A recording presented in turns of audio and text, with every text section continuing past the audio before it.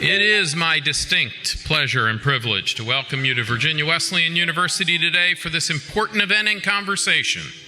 A very special thanks to Admiral Lee Gunn, one of today's panelists, chairman of the Gunn Group, our partners in hosting this conference, and really please join me in giving a special hand to Lee. He is the driving force behind the program that you're going to see today.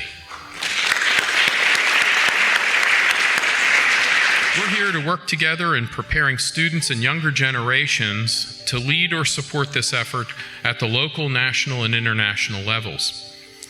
Perhaps not since the origins of Earth Day in the 1970s has there been student activism on this scale as our planet faces new and ever more urgent threats. Our focus on the environment continues to be a priority at Virginia Wesleyan University.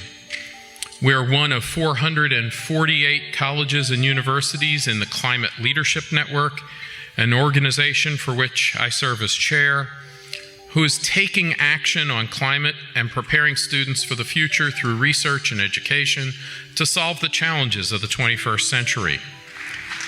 I can't tell you how happy we are to be here.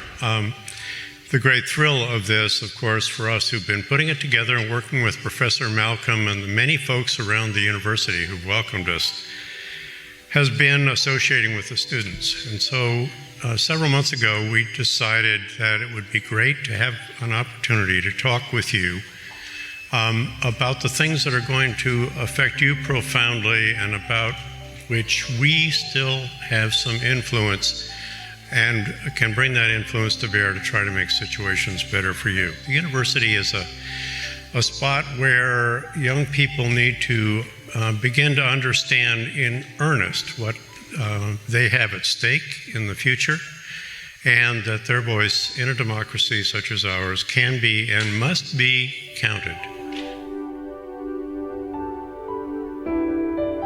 Let me begin this discussion now with the first panel member I'm not going to introduce, but to give the mic to, which is Cameron Evans now.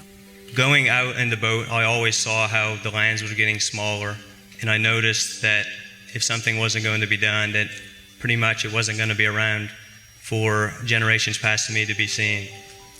So every year we lose pretty much 20 to 30 feet of land on all sides except our west side, which a jetty system was put in 1989 and has completely protected that side, and we haven't lost 1 foot of land since. What climate change means to me in broad terms, in three words: people, water, and change. This is not a polar bear issue. This is a people issue. It's about you and me. It's about our neighbors.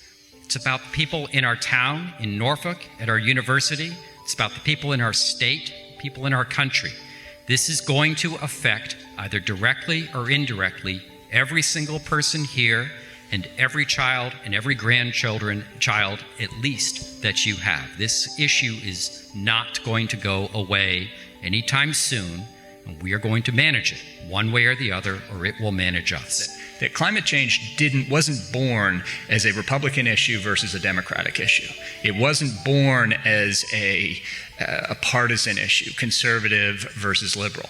And if you travel around the world, it's not necessarily a conservative versus liberal issue. There are plenty of conservative governments around the world that take action on climate change.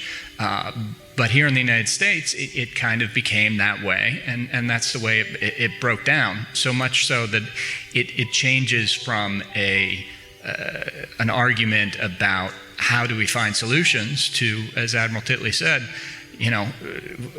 this is going to hurt me, and I'm afraid of it, and therefore I'm going to start fighting it. The ultimate failure we've had in this climate policy polarization and debate for as long as I've studied it is a failure in communication, because we have disseminated information top down as scientists in one package without recognizing that there's so many different types of demographics out there and interpretations, innate values, trust, and we have not respected those differences, and that's why we're in this polarized climate.